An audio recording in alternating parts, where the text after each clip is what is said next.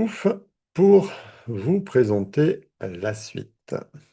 La suite, c'est ça. Ok. Je reviens là chez vous, ici, et je fais un partage d'écran. On revient de ça. Et j'ai parlé de la TEFT. D'accord. Euh, Maintenant, je vais parler de moi. Parce que moi qui ai fait la thèse, ça peut être intéressant aussi pour certains détails que vous allez... paf, paf, c'est pas la bonne page que je partage. D'accord. Alors, arrêtez le partage. Ok, reprendre celle-ci. Merde. Non, c'est bien celle-ci. Ok, partager. Il faut que je partage le PowerPoint. Ça marche. Ok, on en était là. Ok, ça, c'est mon parcours synthétique. D'accord? En 1999, en plus d'être, enfin en plus, en parallèle, le week-end, le soir, après le travail, en plus donc d'être chef de projet en bureau d'études en industrie chimique, je suis aussi pilote amateur de rallye routier.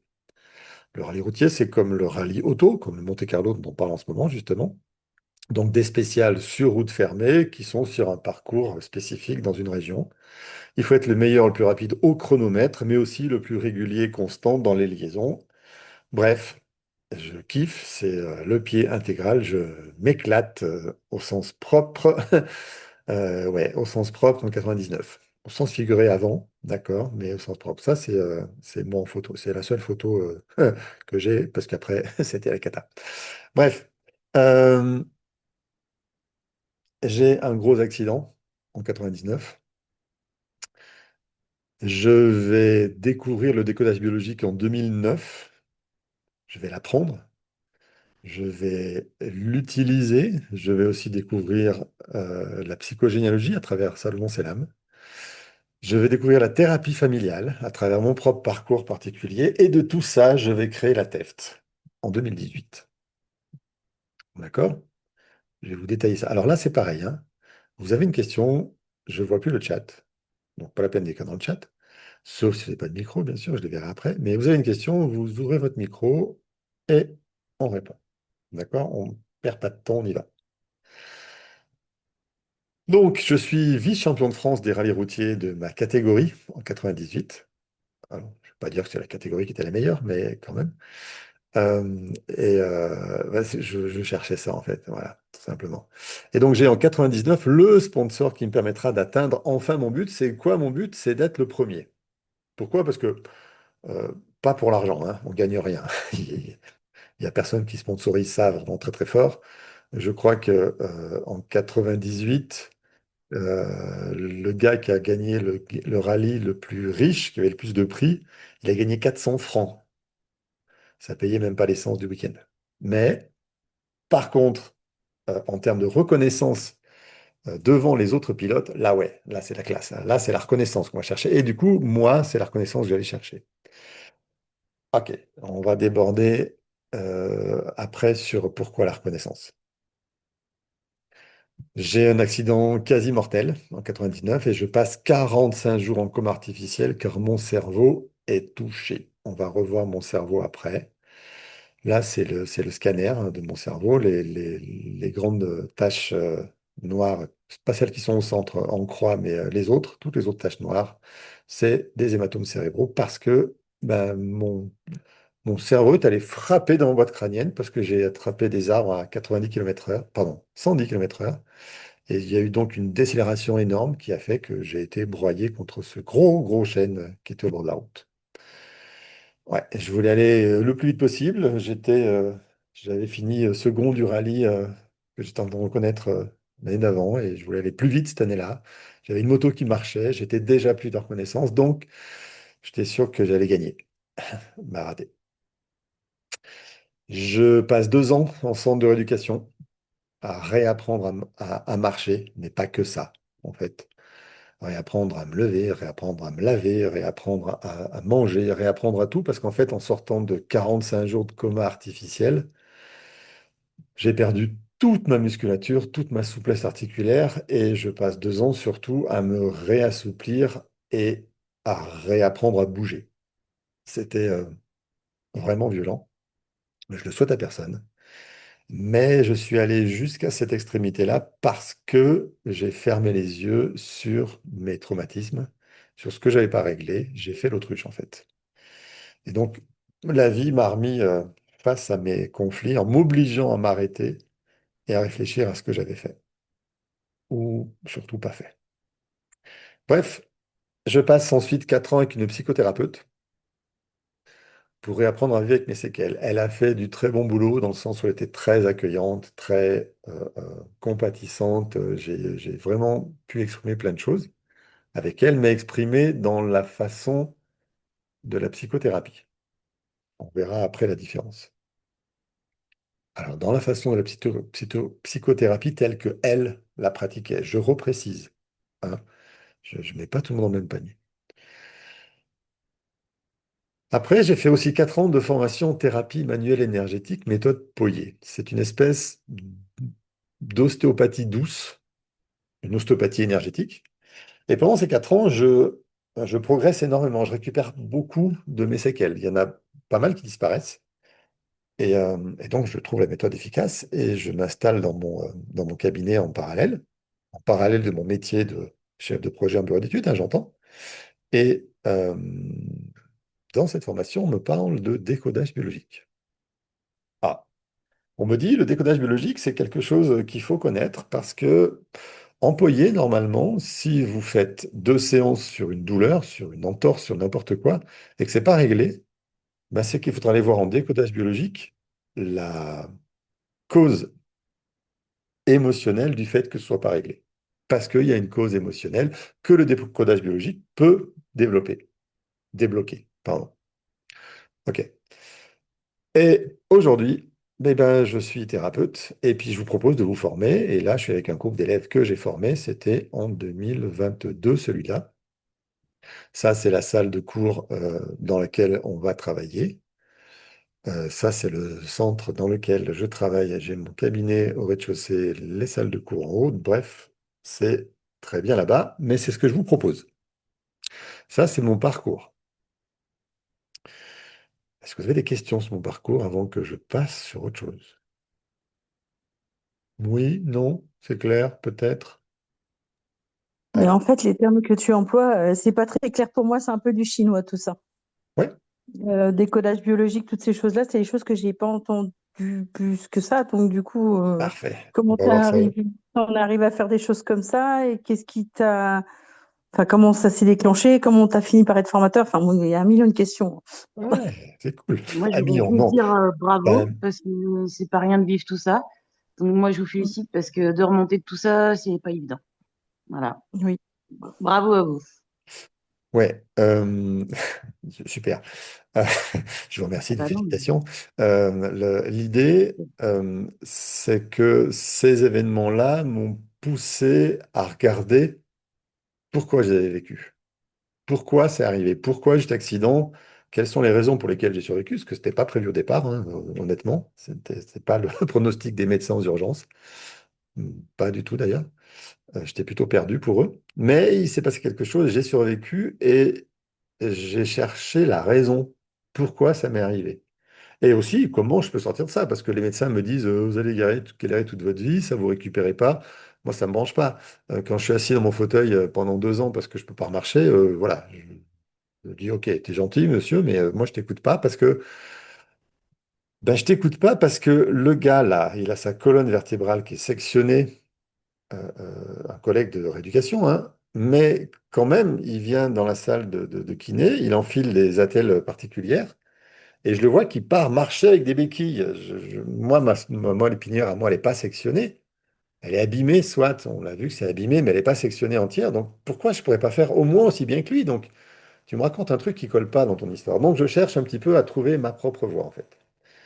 Et ma propre voie, elle va passer par cette thérapie manuelle énergétique, la méthode Poirier, simplement parce que mon oncle, qui pratique, me fait des séances de temps en temps. Il vient au centre de rééducation, il me fait des séances sur mon lit. Euh, et du coup, quand je retourne en rééducation le lendemain, la kiné elle me dit, mais t'as fait quoi? qu'est-ce qui se passe? T'es vachement souple, c'est vachement facile, c'est incroyable. Qu'est-ce que tu as fait ce week-end? Je comprends pas. Ben, j'ai juste fait une séance de thérapie manuelle énergétique méthode Poirier. Donc, il y a quelqu'un de professionnel qui sait pas ce que c'est, qui me dit que ça marche bien. Et effectivement, j'utilisais ça même avant l'accident. J'utilisais ça pour me préparer avant mes compétitions. J'utilisais ça parce que ça venait débloquer, ça venait mettre mon corps au top de sa performance pour les rallyes. Et c'était vachement intéressant, physiquement déjà, d'avoir ça. Et donc, quand je vois que en rééducation, ça me sert aussi, je dis, ben tiens, c'est intéressant. Aujourd'hui, j'ai passé 2 ans dans un fauteuil à ne rien pouvoir faire, d'accord? Rien pouvoir faire parce que totalement immobilisé dans mon lit au réveil du coma, mais immobilisé à pas pouvoir bouger un bras, d'accord? On m'a porté à boire, immobilisé à tout le reste, d'accord? Et tout le reste, c'est tout le reste. Euh, et j'ai été au contact du personnel soignant pendant 2 ans, d'abord en hôpital des mois, puis après en centre de rééducation, et, et j'ai appris la relation aux gens. J'ai appris l'importance du relationnel. J'ai appris combien tel soignant était désagréable et ne me donnait pas du tout envie de faire quoi que ce soit, et combien tel autre était vraiment génial. Et juste parce qu'il était là avec moi à s'occuper de mon problème, eh ben, j'avais envie d'aller plus loin, de me dépasser. Donc, j'ai compris que la relation avec le soignant, elle était vachement importante. Et du coup, elle était vachement intéressante. Parce que, bon, eux, ils sont pas intéressés, hein, ils sont payés, mais ils sont payés pas grand-chose. Pas assez, à mon avis, pour ce qu'ils font en termes de qualité de travail. Et, euh, et quand même, ils font ça avec le cœur. Donc, ça m'a beaucoup touché, cette relation-là. Je dis, tiens, ça, c'est un métier sympa. D'autant plus qu'à force de travailler sur tout le système de marche pour remarcher avec ma kiné, euh, elle me disait, mais Christophe, tu t'en connais autant que moi sur les groupes musculaires, les articulations, tout ça, tu pourrais être kiné, tu sais. Ah, je lui dis, Stéphanie, t'es gentille, mais être kiné et te payer 1500 balles, ça m'intéresse pas. Moi, j'ai un salaire de 2005 aujourd'hui dans mon bureau d'études. Je vais pas faire moins, mais n'empêche que m'intéresser aux gens, ben, voilà, j'ai pris le goût à la relation humaine dans cet accident-là. Et du coup, quand je suis sorti de rééducation, que je me suis dit, tiens, qu'est-ce que je pourrais faire en termes de relations humaines qui pourrait être intéressant? Euh, le massage. Ok, j'ai fait un petit stage d'un week-end de massage. J'étais super content, c'était bien. Les gens que je massais étaient contents. Mais c'était pas assez thérapeutique. Alors je dis, bon, bah, ok, c'est pas thérapeutique, c'est pas ça que je vais faire. Ça, en fait, chercher à être efficace, le massage, c'est bien, c'est bien-être, mais faut masser tout le temps et ça m'allait pas. Donc, et là, j'ai pensé à mon oncle et sa formation d'ostéo, parce qu'en fait, il se trouvait qu'il était formateur aussi. Mais je pensais absolument pas que j'étais accessible à moi. Il fallait être au moins, je sais pas, dans le médical, toi, pour participer. Et en fait, non. Il me dit, bah non, non, non, tu rentres comme tu veux, tu viens, tu rentres dans la formation. Il y en a plusieurs, il y a beaucoup de gens qui font ça, ils connaissent rien, ils rentrent dans la formation et ils deviennent ostéo. Bon, bah ok, je suis rentré là-dedans. Et en rentrant là-dedans, j'ai réparé mes séquelles parce qu'on travaille sur nous, entre nous, d'accord? J'ai vu comment c'était efficace. J'ai réparé certaines de mes séquelles. Alors, ça dure 4 ans la formation, donc j'ai eu un peu le temps aussi de récupérer. Mais euh, j'ai eu l'accident en 1999. Quand je suis sorti de rééducation, donc en 2001, après 2 ans au centre de rééducation, le médecin rééducateur qui suivait mon cas depuis le début m'a dit, vous savez, monsieur Rossa, on pensait vraiment pas que vous en seriez là un jour quand vous êtes rentré. Et en être là un jour, ça veut dire en 2001, pardon, je marche que avec 2 béquilles. Je ne sais pas marcher sans béquilles. Et quand je sors de cette psychothérapie, que je rentre dans la formation Poirier, on est déjà donc en 2004.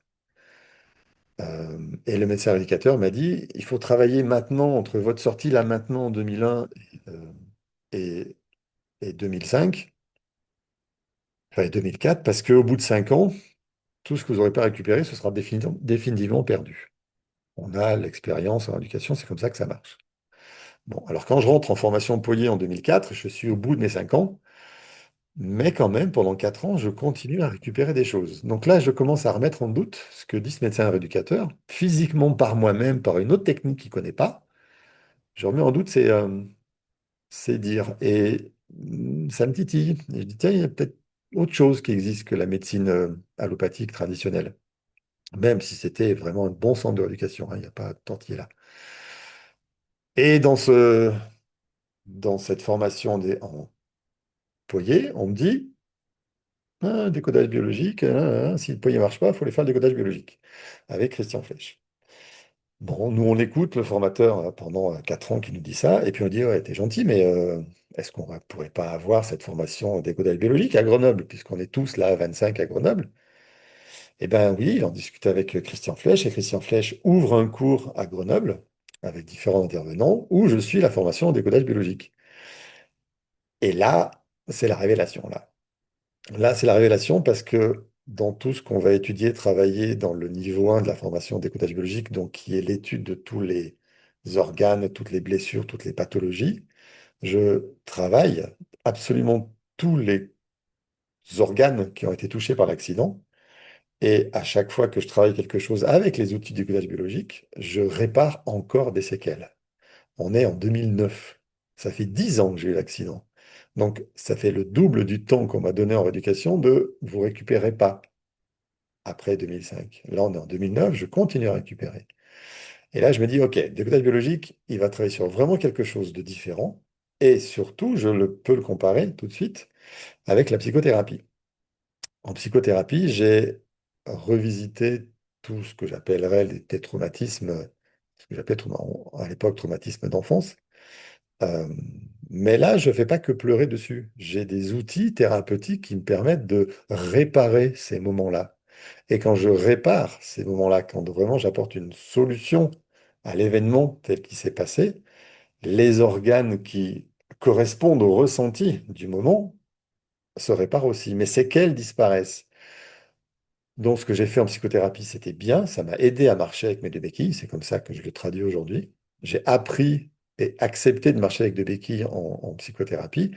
Et en décodage biologique, j'ai appris à me séparer de mes deux béquilles pour marcher. Parce qu'à la fin de la formation décodage biologique, j'ai plus de béquilles. Je marche sans béquilles. J'ai lâché assez de séquelles, j'ai récupéré assez de choses pour marcher sans béquilles. Et donc, en parallèle de mon travail en chef de projet en bureau d'études en industrie, j'ouvre mon cabinet de Poyer, mon cabinet de décodage biologique au fur et à mesure de ma formation, et j'aide des gens qui viennent me voir à réparer leurs problèmes avec ces deux outils-là, et c'est juste génial. Et puis bah, je fais ça en parallèle de mon travail pendant 7 ans.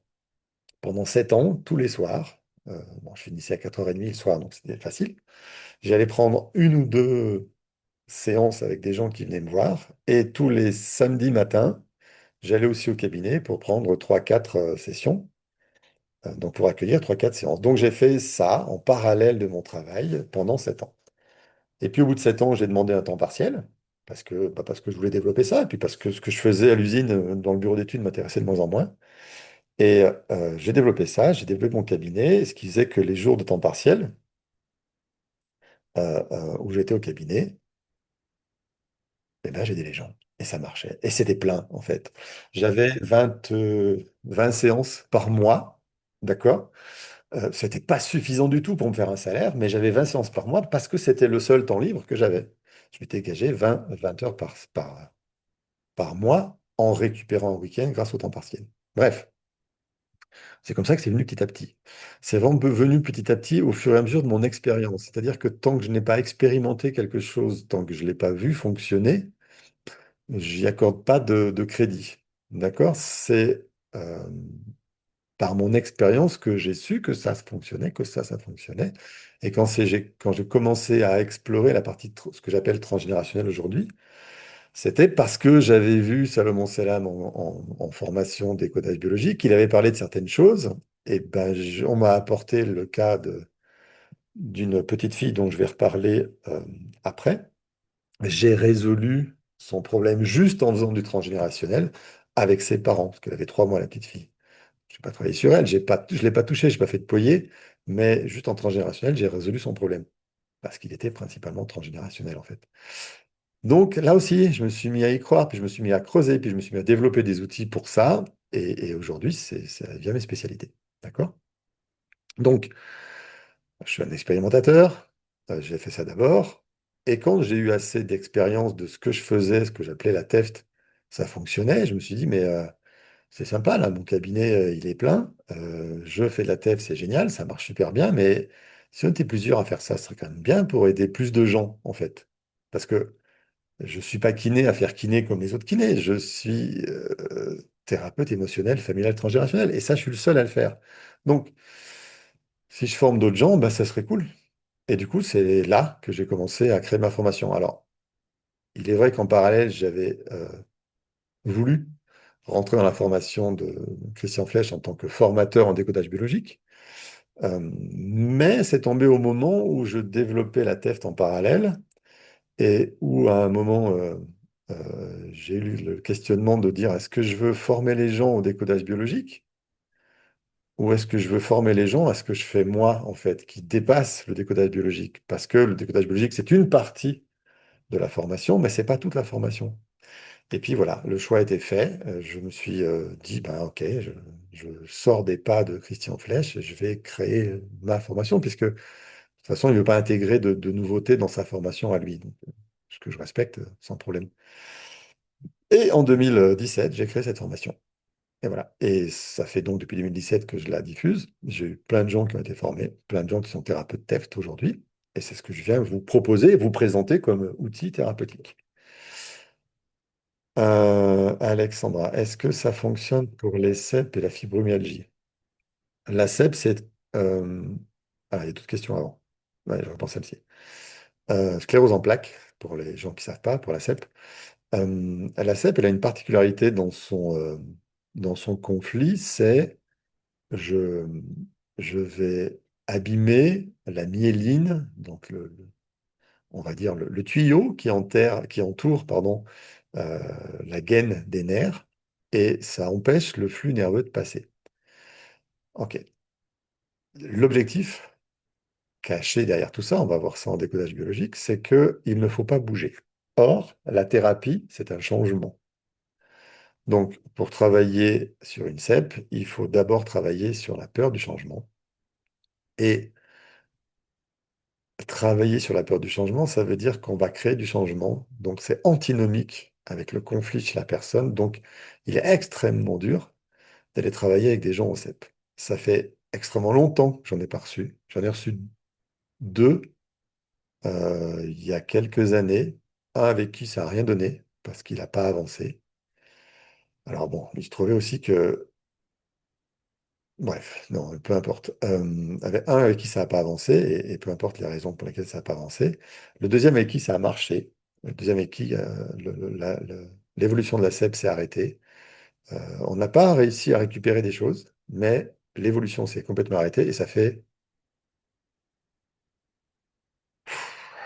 10 ans, je crois que j'ai bossé avec lui. Et j'ai travaillé avec sa sœur qui est venue à se former, j'ai travaillé avec sa fille aussi. Bref, je sais que ça s'est pas remis à bouger depuis 10 ans. Donc, je ne vais pas dire oui, ça marche. Je ne vais pas dire non, ça marche pas. Je vais dire ah, ça dépend. Et il y a 10 ans, j'avais pas les outils développés de la TEF comme aujourd'hui.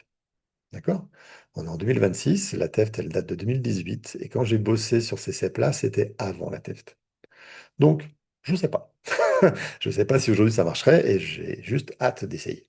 Concernant la deuxième question, la fibromyalgie, oui, ça marche très bien, ça marche tout le temps, c'est génial parce que la fibromyalgie, c'est juste un nom qu'ils ont donné à des symptômes et ces symptômes, ils veulent dire autre chose que ce qu'ils pensent. Donc oui, fibromyalgie, là, je suis sûr que ça marche. Et ça marche très vite, très bien. J'ai des gens qui m'ont dit, ah, tu sais quoi, je suis allé poster ça en courant. Ok. J'ai vu des fibromyalgies qui sont arrivés dans le stage thérapeutique que je propose, dont je vais vous parler là en fin de week-end. Ils sont arrivés dans le stage thérapeutique, ils ont réclamé une chambre au rez-de-chaussée en bouleversant toute l'organisation qui avait été faite autour d'eux pour qu'ils aient pas à monter les escaliers. Le quatrième jour, la personne montait en courant les escaliers. Donc, oui, ça marche. Si j'ai pas de doute. Où se passe... Je plisse les yeux parce que j'ai pas mis les lunettes. C'est très dur à voir net. J'arrête. Ah, Chloé, une question. Ouais. Oui, alors du coup, bah, pour répondre à mes questions que j'avais là sur bah, par rapport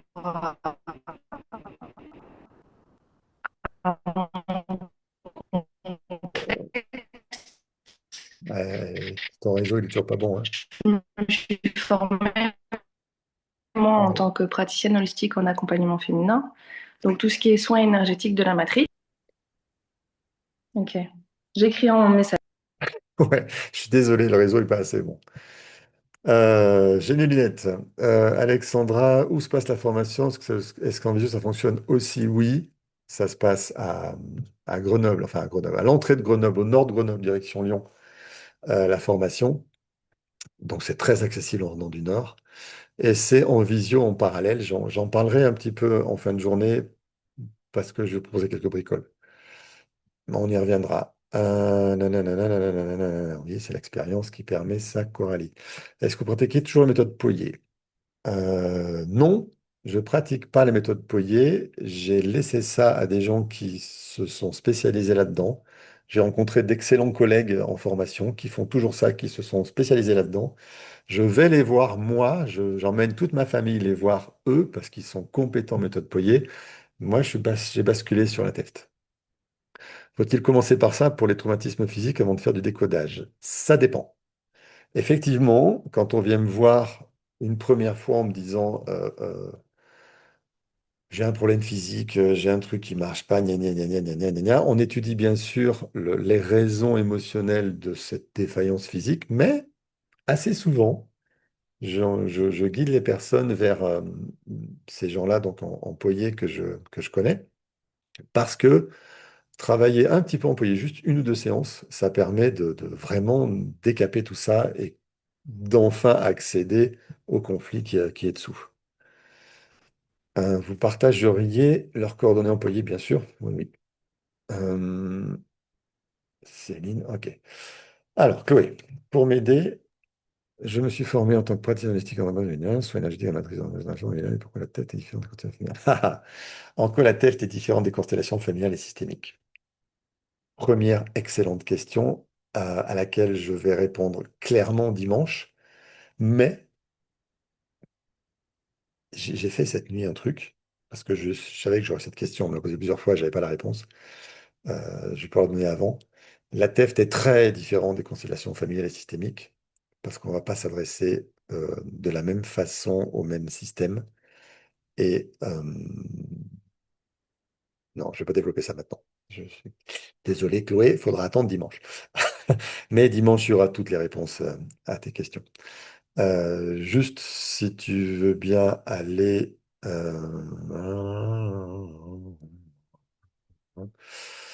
où est-ce que je l'ai? Alors, deux petites secondes.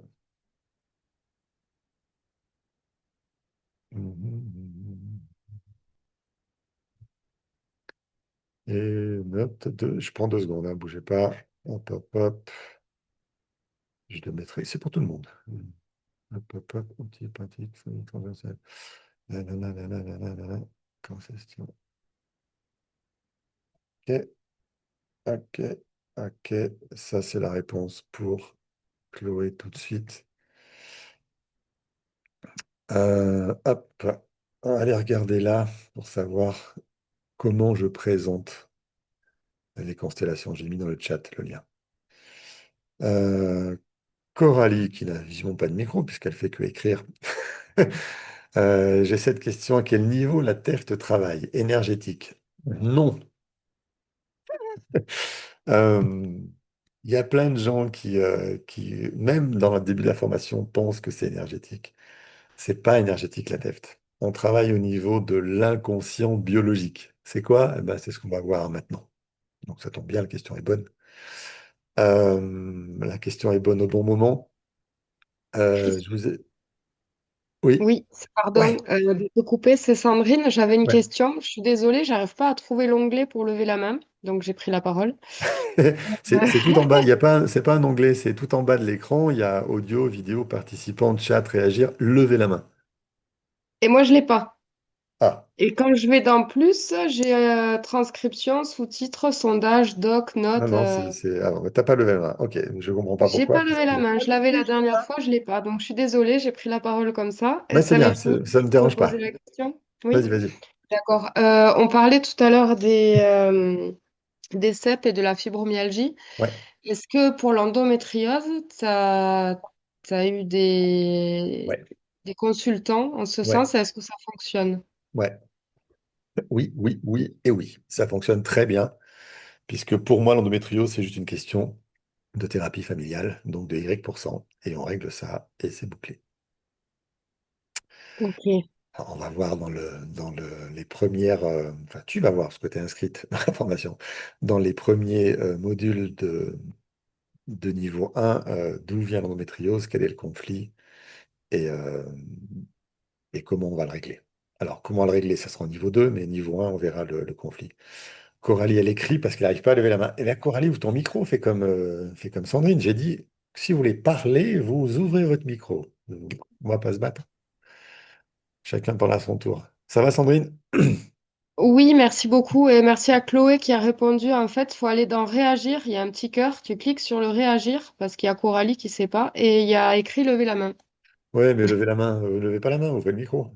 Je vous ai dit, vos micros seront fermés, vous les ouvrez pour parler. On est comme ça, en direct, chacun son tour, bien sûr. Céline Routins, je t'écoute.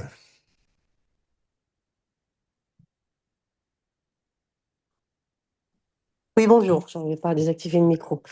Tout d'abord, merci pour tout ça. Ça donne vraiment envie. Oh, pardon, j'ai coupé ton son, je me suis trompé tout, je suis désolé. Je suis vraiment désolé. Je voulais baisser la main, j'ai C'est cliqué bon? à côté. Ça Ouais, c'est marche. bon. Ça marche. Donc, je disais merci pour tout ça. Ça donne vraiment envie d'y aller. Moi, j'avais une question sur les pathologies mentales et psychiatriques. Est-ce Ouais, que ça fonctionne ou pas? non. Ok. Alors, non, mais, parce que encore une fois, la question, la réponse n'est pas aussi claire que ça. Ça fonctionne avec des gens qui ont des phases de conscience et de présence plus importantes que leurs phases de délire. C'est-à-dire que j'ai travaillé avec des schizophrènes, avec des bipolaires, avec des maniaco-dépressifs étaient sous traitement et qui étaient bien présents dans leur tête et qui pouvaient travailler normalement. Je ne peux pas travailler avec un schizophrène en crise, je ne peux pas travailler avec un bipolaire qui est en crise en permanence. Non, ça je peux pas. Donc ça dépend du degré de la maladie psychiatrique, mais c'est une maladie, c'est une dysfonction du cerveau. Donc tant que le cerveau conscient est présent et peut réfléchir avec, oui, c'est possible. Autre exemple, j'ai travaillé avec un monsieur qui avait eu à 50 ans un AVC, un énorme AVC massif, à tel point qu'ils l'ont trépané et qu'ils lui ont enlevé une partie du cerveau. D'accord? Tellement l'AVC était massif. Ce monsieur qui avait 60 ans, 55 ans, 60 ans, quand ses parents me l'ont amené, eh ben, il se trouve qu'il vivait chez ses parents, qu'il était totalement dépendant de ses parents. Il avait l'âge mental, le développement physique et mental d'un enfant de 5 ans. Donc, j'ai pu travailler un petit peu avec lui en le rassurant sur certaines choses, mais j'ai pas pu travailler vraiment avec lui parce que son cerveau ne fonctionnait plus assez pour qu'il ait la compréhension de ses propres émotions, de ce qui se passait dans son corps. Il pouvait pas réfléchir à des principes trop compliqués.